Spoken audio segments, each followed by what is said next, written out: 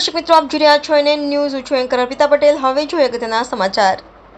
રાજકોટ જિલ્લામાં જેતપુર વાતાવરણમાં પલટો. ભારે પવન ફૂંકાઈ રહ્યો છે. હવામાનમાં જેતપુરના આસપાસના ગામડાઓમાં ભારે પવન ફૂંકાયો છે. ભારે પવન સાથે વરસાદ જેતપુરના આસપાસના ગામડાઓમાં. NN news Rajkot.